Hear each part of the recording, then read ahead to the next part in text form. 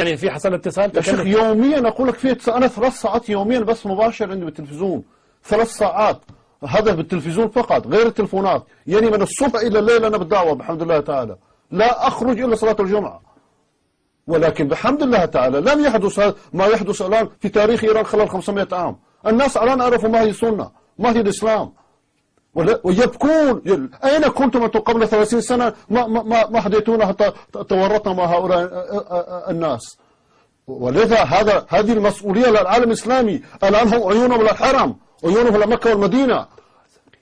ولذا لو أخذوا العبرة من سنة إيران لما حدث ما حدث في العراق. والآن هم عيونهم على الحرم، يقولون نحن نريد ما يستقر العالم الإسلامي حتى نقود الكعبة، حتى ندفن الوهابية. خميني في أسوأ وسيط له في التاريخ يقول نحن ربما نتصالح مع صدام حسين ولكننا لن نتصالح مع السعود الوهابيين. هي عقيدتهم الدينية، عقيدتهم السياسية. إسرائيل معهم، أمريكا معهم، سلط وأسقط الدولتين المعاديتين لهم. ماذا بقي؟ ما بقي إلا السعودية، ما بقي إلا أهل السنة والجماعة. يا أهل السنة قوموا، يا أهل السنة قوموا من هذا النوم العميق، وإلا المغول الجديد سيأتي ستنسون ما حدث في العراق. وكل هذا ما يكلفكم إلا قناة واحدة من اللغة الفارسية فقط. اليوم الكلمة تعمل ما لا تعمله الجيوش. اليوم المستقلة عملت ما لا تعمله الجيوش العربية خلال 60 سنة. اليوم عصر الكلمة. ليش ما نستفيد من الحريات الموجودة في الغرب؟ مصرف قناة واحدة تساوي زكاة تاجر واحد. الله يسألكم، نحن لا نتسكى أمام أبواب أحد، نضعكم أمام مسؤوليتكم الدينية. فكروا بدنياكم، فكروا بكراسيكم، فكروا بقصوركم. أين ذهب العراق؟ أين ذهب أفغانستان؟ أين ذهب أندلس؟ أين ذهب بلاد المسلمين؟ ليش؟ لأن لا نشر المسؤولية. انظروهم كيف يفعلون. في قوم مؤسسات تشتغل 3 شيفتات ويديروا مشاكل الشيعة في العالم كله، مؤتمرات ليل ونهار. هذا الرئيس جزر القمر وين كان؟ هذا كان يدرس بلاد عربية اللي تشيع. وألوف. نحن نبح صوتنا منذ 20 سنة، منذ 25 سنة. أنا عمري 50 سنة، نصف هذا العمر صرفتها لمحاربة هذا النظام، لكفارة لأني سنة واحدة كنت متحمس لهم. ولكن أين المسلمون؟ الله يسألكم، والله الله يسألكم. كونوا أمام المسؤولية. اليوم إيش يكلفكم؟ بدل أن تدفعوا زكوات تبعكم تسووا 100 مسجد بأفريقيا وكذا، 100 مسجد سووا قناة واحدة. هذه المستقلة تكفلوها، خلوها النسبة الفارسية. انظروا ماذا نعمل. هاي تجاربنا الشخصية. الآن أنا أشتغل في قناة علمانية بحتة، 3 ساعات بالفارسية. إيران زلزلة، أفغانستان زلزلة، تاجيكستان نفس الشيء، من موسكو إلى ماليزيا. ولكن ما الأخوة إخواننا الوهابيون نائمون. غير ولا عقيدتكم، غير ولا دينكم، غير ولا دنياكم. يا أصحاب المال، يا أصحاب العقيدة، ما بقي من بقايا الإسلام إلا السعودية ودول الخليج، وهذول كلهم لما حب الريح. ليش؟ لأنه لهم رجال، لهم دولة، ولهم الجو العالمي. لماذا صلت الآن هم في صدد إنشاء دولة فاطمية؟ ألم أقول هذا الكلام قبل 7 سنوات هنا في هذا الكرسي؟ ألم أقول في الجزيرة؟ الناس كانوا يضحكوا. هاي حدث أمام أعيننا. هل تريدون تكرار نفس التجربة لا سمح الله في السعودية وهم عطشانين لدمائنا؟ انظروا ماذا يفعلون بسنة إيران.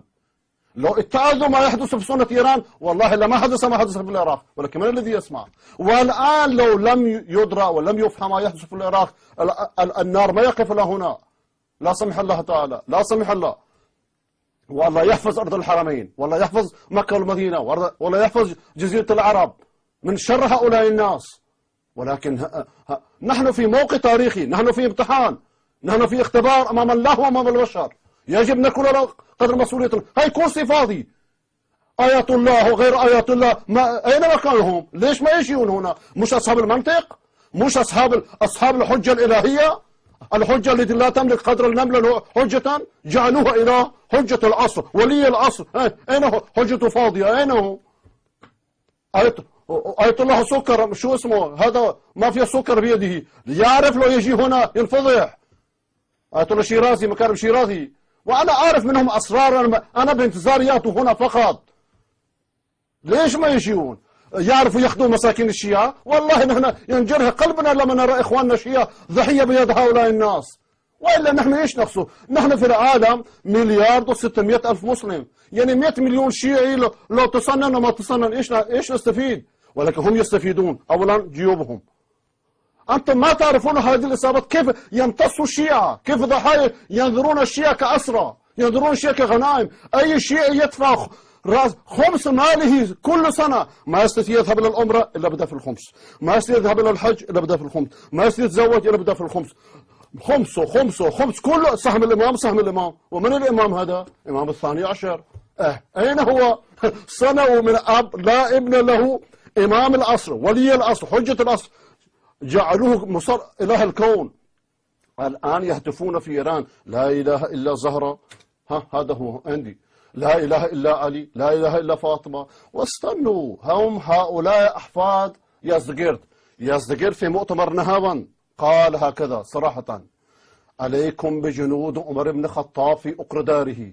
ماذا فعلوا؟ قتلوا عمر، قتلوا عثمان، شهيد المحراب وشهيد القرآن، ثم التفوا هؤلاء علي بعضهم، ثم قتلوا سيدنا علي، ثم قتلوا سيدنا عثمان، سيدنا حسين. من قتل هؤلاء الناس غير جنود يزدجرد، غير هؤلاء الإصابات؟